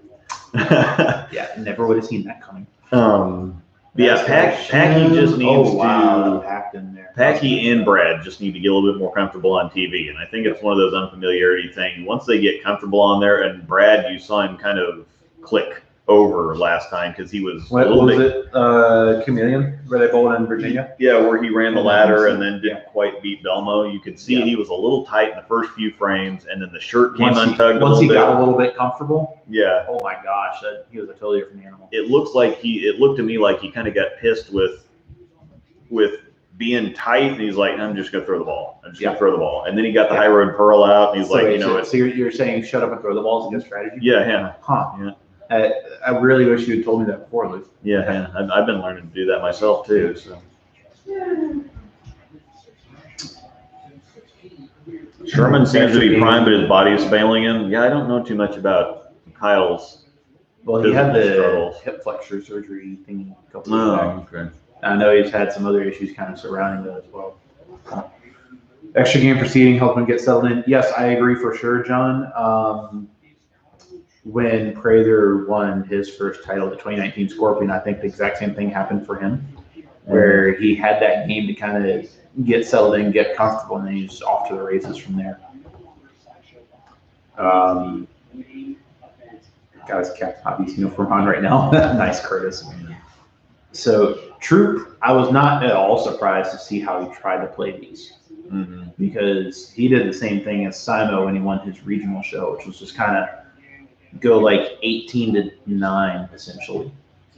Kyle does keep it in front of him. He's got this way. Kyle has this way. As Kyle's A game is that he's developed these days, or something he's very, very good at, is the same thing as it accomplishes the same thing as that Simo float trap trick of how Simo won the Players a couple years back, and what he used on the Players regional show is kind of keep it in front of him, just kind of roll the ball and really project it through the front, and then just kind of let it slow down and walk into the pocket down lane. And you're able to control directional change and get a really stable reaction, but it still goes to the pins. Idle synergy. Yeah. And so that was a pretty weak drill, and an idle synergy, a little bit of surface on it, I think is what he used for the show. And this is something that's a little bit weird for Kyle with me, is how square he stays to the line. Yeah. Did you notice that a lot of other guys open up a whole lot more? A lot of guys, especially the two-handers, because you kind of have to get both your hands. Yeah. But yeah, he stays really. Look at his hips. His hips Yeah. are pretty Everything well stays perfectly pretty- square with the line. Yeah. I think something that does give him is the ability to use his entire, like everything is pointing in the same direction. So I think that makes him changing his launch angles a little bit simpler Yeah. than most. Is when he wants to change his launch angles, he just literally turns his entire body in the direction he wants to throw it, and that's where it goes. Rush. Double for Dick.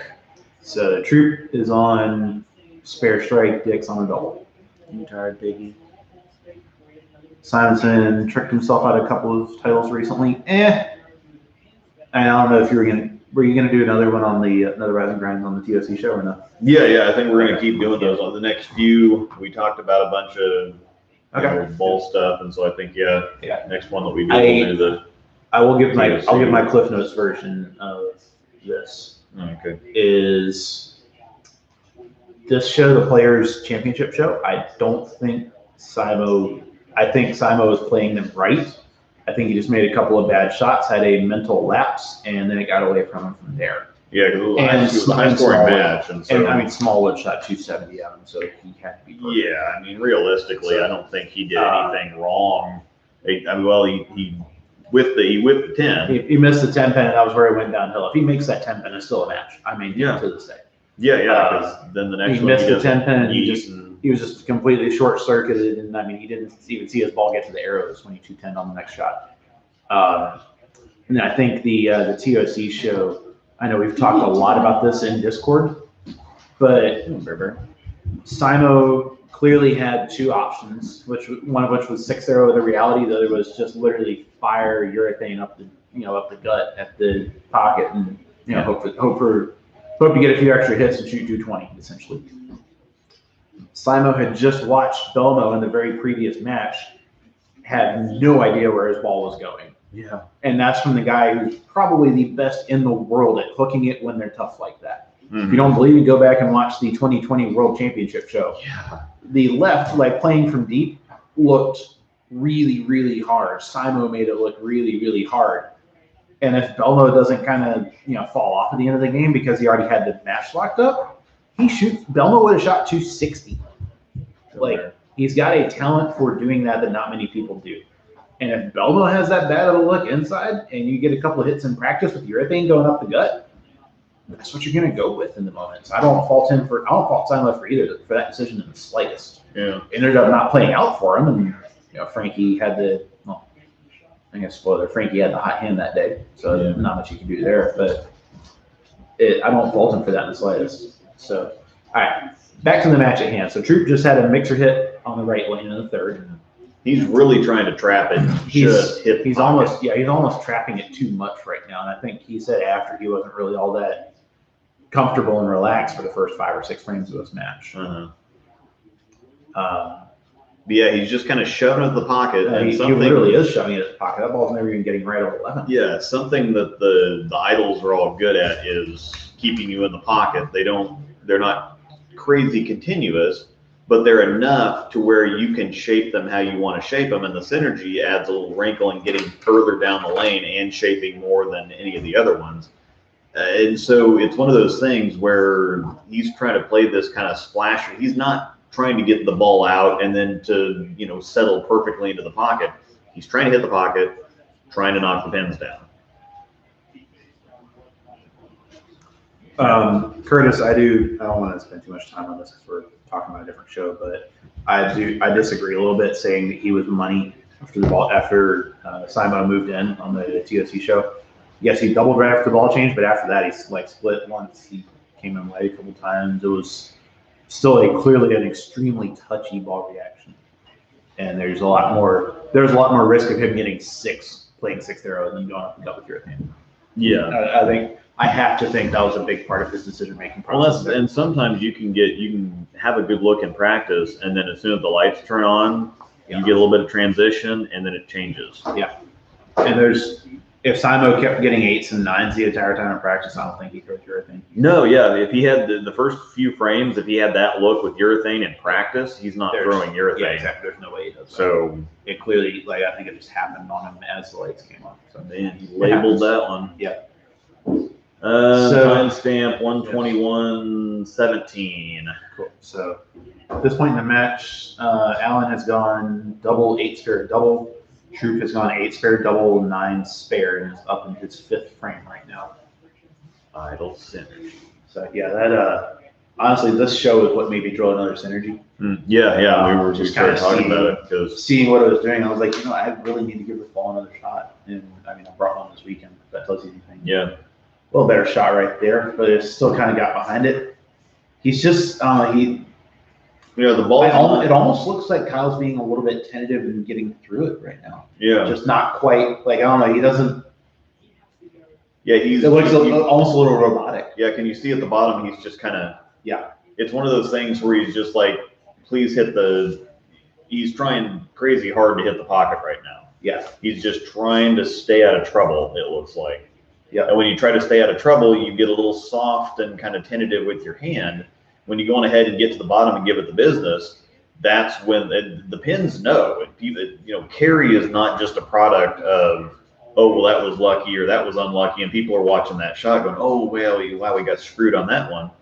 We're seeing all the other things as kind of like, well, he's a little tight, he's shoving it, he's not giving the ball a chance to rev up. Yeah. Speaking of, yeah, this shot right here, and this, I think this is the one, right? This kind of is this the shot I'm thinking of? I think it is. Yeah, it is. This shot right here, snapped in. Yep. Yeah, he rolled that. So wait for it, and out comes the pick. This shot right here, Troop is still down in the match. I remember watching this live. When I saw that go through the pins, and I saw how Kyle reacted, I remember thinking to myself, I remember thinking to myself, keep in mind, Kyle is down by 20 right now in the match through 5.5 frames. Right here, that shot right there, Kyle won the match. I do not care what Dick Allen does the rest of this game. Kyle just won the match. Because I've seen enough, both firsthand and unfortunately firsthand, and also his performance in shows is like when he gets that little bit of extra momentum on his side, he's a little bit of a momentum bowler from an mental perspective. When he gets that going, and he has a look, he is very difficult to beat. Yeah, once he gets relaxed, I think it's the same thing for Brad Miller too. As soon as his one side of his shirt comes untucked, little hat's on. Yeah. And Packy is kind of the same way. He's like, if you watch Packy on the TV shows, he's a lot quieter and a lot more reserved than he is on the Brad and Kyle show. Yeah. Get there. Ooh. That was was for firm. It was just because the position of the arrows was virtually the same. Break point was a little bit the same, but you see that the red line, it kind of, or I guess, the blue line went the current shot line it got a little long down lane. Yeah, I'm not sure if he just kind of didn't quite catch all of it, or if it was a speed miss, or a little bit of both. Yeah, I just don't think that he caught it at the bottom, and that's normally what gives you those flat 10s. Yeah, is when it just got off a little quick. Yeah.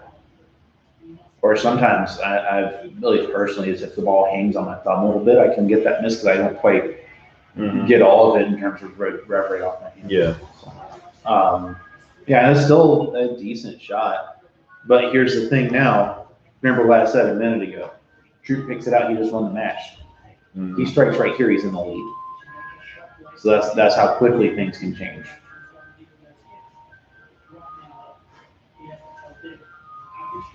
I wonder if they can hear that.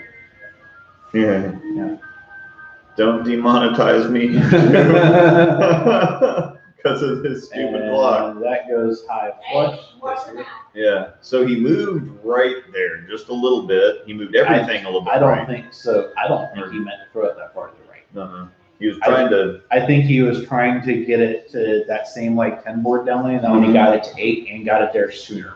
Well, and I think on that previous shot, he rolled it just a little bit more. He gave the ball a little bit more time to hook. Yeah. Well, I think that when you do that, the worry, especially when you're playing that close to the pocket, is what if it's too much? You don't want to. What if You don't you want get to take a 4-9 too soft with it? Yeah. And so I think that it's a subconscious correction going, okay, I'm going to soften up. Yeah. Well, if I'm going to soften up, I need to give it a little bit more room to get down the lane. Yeah.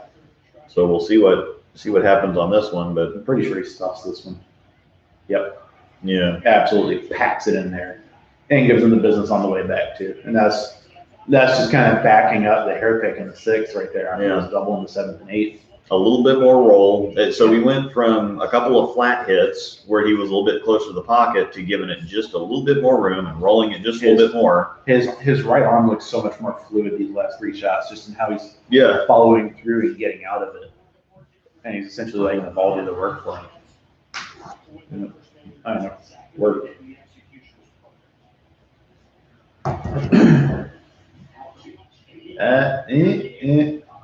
Yeah, he got that one out to even though the specto doesn't really show it, he was He got it there right at the arrows. He got it to the friction. He got it to the track. It got there too quick. It got there too early. And also, if you watched it was kind of hard to see with the camera angle, but he like hopped at the foul line a lot more than normal. So I'm wondering if it was almost like a get it there a little quick plus a little bit of like bad weight transfer and thumb down it. Yeah. Catch thumb down, get your body too far in front of your foot, and get it there fast. It's gonna make it stand up like that. And his last shot, subtleties. Yeah, his last shot on the other lane was a flat 10, so that the tendency there is to try to help a little bit. Yeah. And whether or not it was whatever else, he's thinking about it. He's like, okay, well, Kyle's on a triple now. Now I need to get something done. And I think, hitting the pocket's not good enough anymore. Yeah. So I think just subconsciously he tried to catch a little bit more, didn't work out. Now he used a re-rack, and this is what Simo should have done in the first match. Yeah. But it's that chance to just take a tactical timeout and kind of reset yourself a little bit. Yeah. And sometimes don't let one bad shot turn into 2 bad shots. Yeah, exactly. That's something like being able to isolate each shot, isolate each individual shot helps a ton. I actually think he threw that was a lot more confident shot, and that was a terrible break. I would say that very few times do you have legitimate bad breaks. He threw that one more confidently, and it just pushed a little bit long and hit in the wrong spot. If that's a board further right, it's a mixer, they all go down. So if it's a board further left, it's back. Yeah, it's high flush. So it's just one of those half pocket, probably threw it a little bit too fast. Threw a little bit too confidently. Maybe just a touch, but it's all subtleties. Yeah. It's such a small margin between, striking there and going 8-1 on a double. Yeah, I think there is such a thing as throwing the ball. That came off his hand really clean, and it just hit in that wrong zone right there. Yeah. So it's just one of those things. I think that there is such a thing as throwing the ball too well, and he didn't muddy it up enough at the release like he normally does. Yeah. So I think he actually threw that one just a little bit too good. What's up, Will? Timestamp is 1:29:40. We're just about done here. Kyle in the 9th frame, stuff it. Rush. Absolutely packed. And then I think, does he take a re-rack right here, I'm guessing, to kind of keep himself within it? I think he does. And this is, it's weird to see him. Score at this point, for those watching, just follow along. Allen has 192 in the 9th, and Troop has, 168 in the 7th, and is on a double. Yeah, it was on a double. 10th. So at this point, essentially, Troop needs 9 on his first shot, and he is a guaranteed winner. Yeah, it's pretty well over. So he's essentially, at this point, he's like, hit pocket. Needs 9 pins to shut him out. 8. Ironically enough, if he 7-10s and gets 1, that's a winner still. Yeah. Actually, no, that'd be a tie if Allen strikes out. I think. Yeah. But 9 out shuts him out by 1. From a mental game perspective, you just want to strike and get it over with. You don't want to leave anything up to chance. Just strike and get it over with. Strike is the best kind of mark. That's pretty good. And he absolutely rush. Yeah.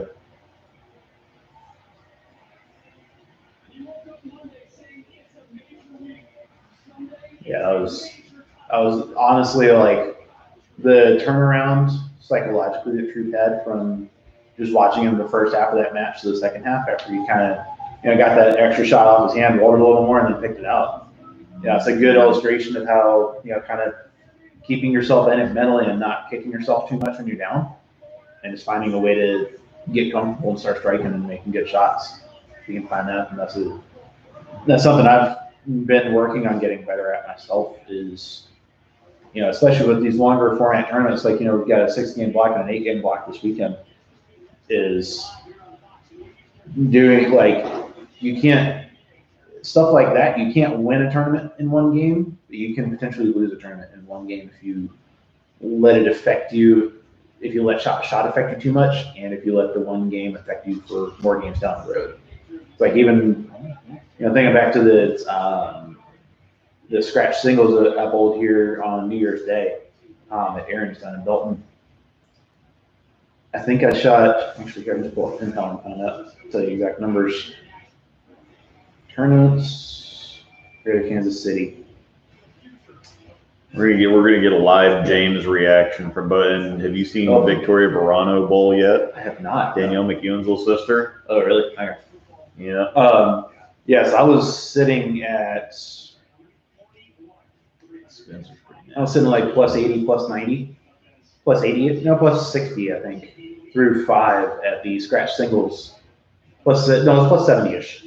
And then we make a turn to the low end, and I shoot 173. You're not watching. It's not a full shot from behind, but just watching the.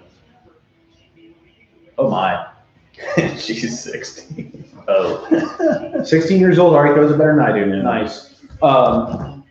Yeah, I shot one set. Oh, sick auto. Do you even autofocus, bro? Yeah. Oh wow. Yeah. Hi. Man. Okay. Let's use my Yeti go. See if that does it.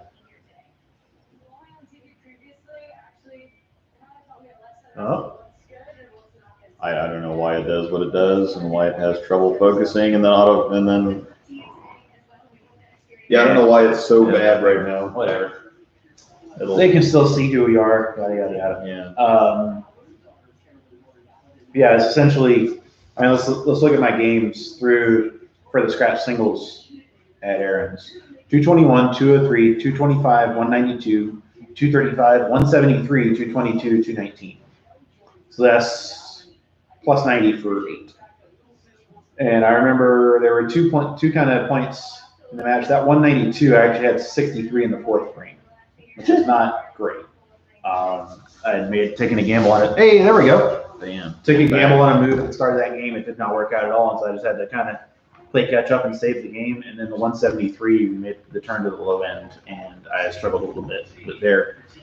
But at the same time, it was just kind of keep my head in it and know that it's an 8-game block. And I got off of a tough turn the best I possibly, about as good as I could have, and figured out for the next time. Oh my gosh, she throws it good. Yeah, that was a. So imagine if Liz Johnson threw the ball harder.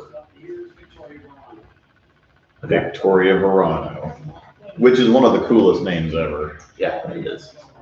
Wait, you said this is Daniel's sister? Huh? So this is Daniel's Yeah, sister? Daniel's little sister. Oh. Half sister, of course. Yeah. Tripping the palm over the camera entirely so you will reset the focus. Yeah, I've done all kinds of things. It doesn't seem to. Dead hippie, I think. Oh wow, you weren't kidding. Yeah. Fire in the hole.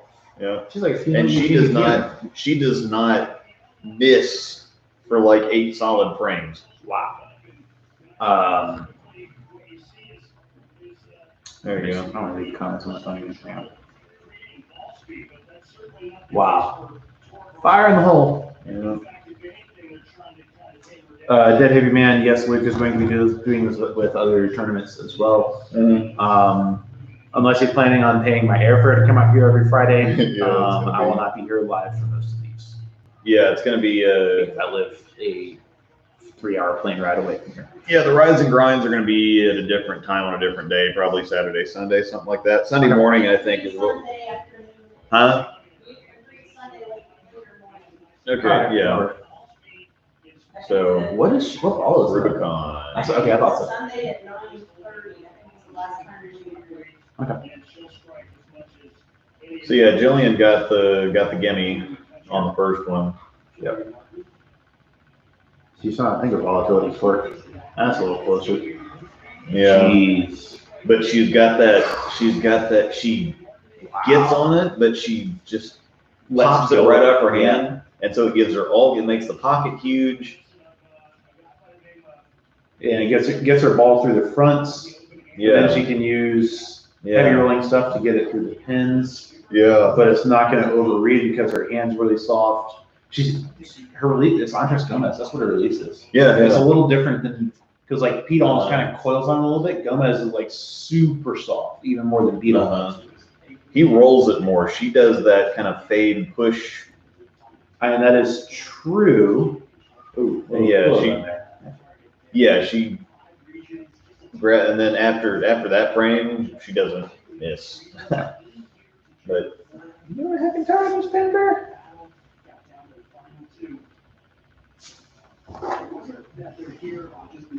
Sorry, folks, they have to put up with me again. Hashtag armrest. Yeah.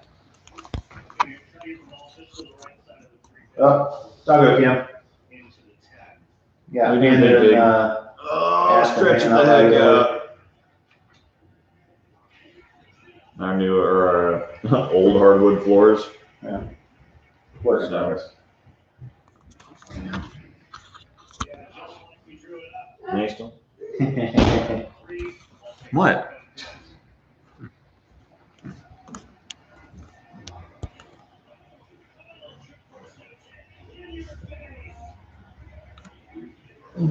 Puppy dogs. Anyhow, I think that's gonna kind of Jillian looks really good. wrap it up for this. So Yeah. oh, man bear. Yeah, and we'll have the. Oh, what do you think I should take tonight for league? I'm not taking Nina with me. Oh yeah, I can't remember what you brought. Here's my bag for the weekend. I don't take the Idle Synergy to Westridge because it doesn't look good there. Everything's kind of muddy and blendy, so that, yeah. you either need more shape, you either need Either more strength or more shape. That makes sense. Yeah, the Zen, however, Yeah, the would Zen's probably obviously look okay. So my bag for the weekend, got an Axiom, I've got a Phase 2, I've got an All Road, I've got a Zen that's got like Axiom looks really 3,000. good there. I've got a Zen at 3,000. I've got an Idle Synergy that's got like a touch of surface on it. I've got a Trend, I've got a High Road Pearl, I've got a Pitch Black, and I've got plastic. So I'm thinking Axiom, All Road, Zen, Spairball are all four definitely coming in. So I've essentially got 2 spots to play with. It's kind Then of you just kind of toss it up from there. So yeah. I'll take one of. I don't think I'm gonna need. You think I don't see myself needing. If it's anything like when we bowled here last time, I'm not gonna need the High Road Pearl. no, it's gonna get too far. It's gonna get too long, especially because we're bowling the vacancy, right? Yeah. Yeah, so there's not gonna be much transition. So that's essentially got me thinking. I think the High Road Pearl is out. The Pitch Black is definitely out. The Synergy's definitely out. Yeah. So that means Trend, and I guess maybe I bring the Phase 2 just for kicks. Yeah. Why not? Three standard symmetricals. What could go wrong? 3 different ways to smash the pocket, and maybe one 7 pins because we're Yeah. And then when you shoot 640, you're in the ball, so. Who's your favorite bowler? That's tough. Bring those striking shoes, James. John, I just got a new pair of Dexter boas, the 9 boas a few weeks back. So striking shoes are in the car. So. Usually your favorite bowlers are female. Yeah. Jillian's pretty filthy right now, so I really like Julia Bond because she's kind of that Frankie. 60. Oh, so now I know who has the over in the bet. Yeah. I'm getting maxed out on the 2 8s. Thanks, Angel. I promise trolling, I am not going to. That's fair, I suppose. Bill Pat can be the troll king, and I'll be the Yeah. troll queen. That story checks out. So okay, so let's answer. Let's do this. Like, is favorite male, favorite female, Purple, and go. I You- think you do. Let's I'm do. still on Verity. Let's do girls side first, and guys side. I think I'm still on Verity. It's tough to. I think I'm still on Verity. Yeah, look at that. Wow, that's insane. Her strike Virtually shot and her identical, first, yeah. first shot and ideal line, they're on top of each other. Yeah. I'd say, honestly, man, I'd love to see more of Gigi. Yeah. She was. Gigi I Rice. don't really follow the PWBA that much, but she threw it so good, and she had some like a little bit of personality, a little bit of fun to her as well. Even Yeah. for her first time on national TV Mhm. on a setting like that, so that was awesome to see. So I really enjoyed watching her. I'd like to see her more. So, men's side for you. Well, that one's tough. Probably Frankie. It's probably Frankie just because he's, again, he doesn't have the. I get a little tired of watching power bail people out of bad shots or just oversimplifying the game to the point where it's like, well, if I just throw it hard enough and hook it enough and hit the pocket somewhere and just kind of. It's something that you do on a tougher condition just to keep yourself out of trouble, and I think that I like watch it. Of course, I grew up in the era of Norm Duke and Walter Ray and Brian Voss and Doug Kent, shot maker type stuff. And I love the PWBA. So and they pretty well all of them are shot makers. Yeah. So I kind of They like have to be because they aren't able to create enough the same power to the same level of the guys. But I do really appreciate the Anthony Simonsons of the world that do boil it down to just getting the pins down because really it's so smart that the game is about staying behind the line and knocking all the pins down. Yeah, I have to go Kyle for mine. On the guy's side. I've actually talked to Kyle a decent amount. He lives about 2 or 3 hours from me. He took a lot of my money in a heads-up match last summer, but I've bowled him a few times since, or crossed him a few times since then. It's been a lot of fun. So, really good guy. I think he's Belmo level in terms of being a really good ambassador for the sport. And I think too is when he first, if you look when he won, what was his first title? It was 2013, 2014 Wolf. One of the summer swings up in Detroit. I have no idea. Yeah, it was. But yeah, his first title was on Wolf. That was back when basically all he knew how to do was like throw it really hard and play straight. And he's gone from that to having this incredible touch and feel developed. And he's again like it's not quite the same level of visible tricks as Simo, but Kyle has gotten really, really, really, really, really good at doing what he does, like doing his thing and getting the pins down. And that's something I'm kind of trying to model in my own game is that kind of just figure out how to knock the pins down and keep things really simple. And I think as something I've been working on a lot recently in my own game, kind of using the idea like what Kyle and Simo do as a model to a certain extent of like, just knock the pins down, and it doesn't always work out. There are days where I don't have the extra hit, and I don't have necessarily the right amount of pocket presence, but those are getting less frequent, and like I'm striking more often in places that I haven't struck in the past, and when I'm not striking, generally my misses are smaller, and honestly, I think making your misses smaller and bringing your baseline up is the number one way to bring your average up. Yeah. And I think that's you hear people talk about raising their average and like, I need to strike more to raise my average. I actually very firmly disagree. Unless you're literally averaging 230 and you have a 90% spare conversion rate already, I very much disagree with that. The way to raise your average is to make if your bad games are less bad and your bad frames are less bad, that makes your baseline a lot easier to maintain. And that's, to use myself as an example, I say I'm not trying to brag here, but I bowled a short Summers League, and it was just 7 weeks. I bowled 6 of them.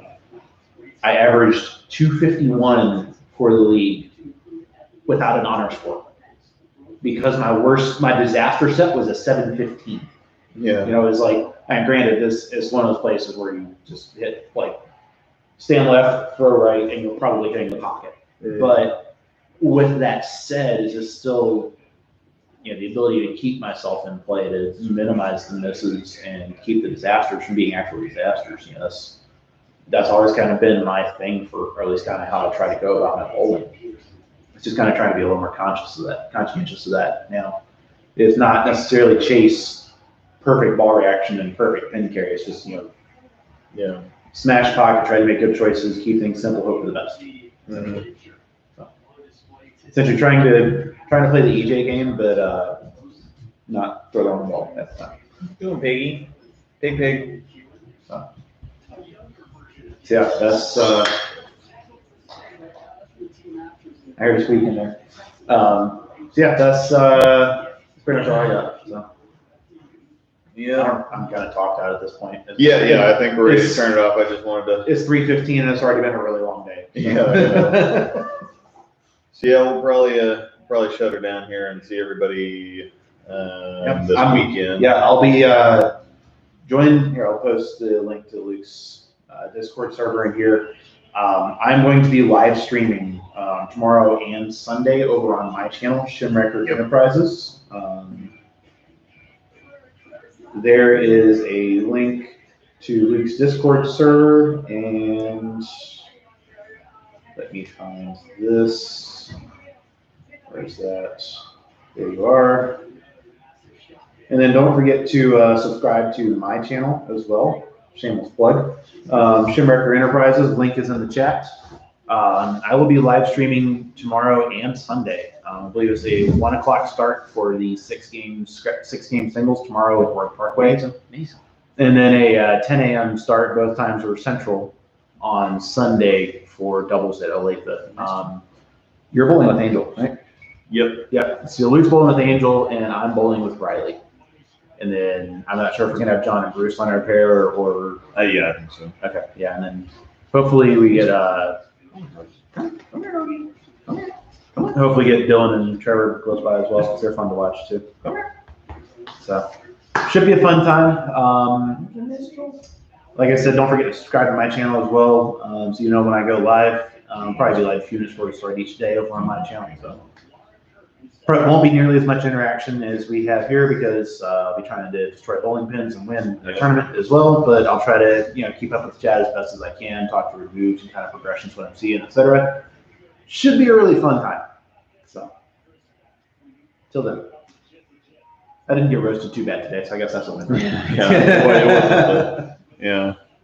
Yeah. All right. Yeah. Thanks, everybody. We'll see you over on his channel tomorrow. Yep. Peace.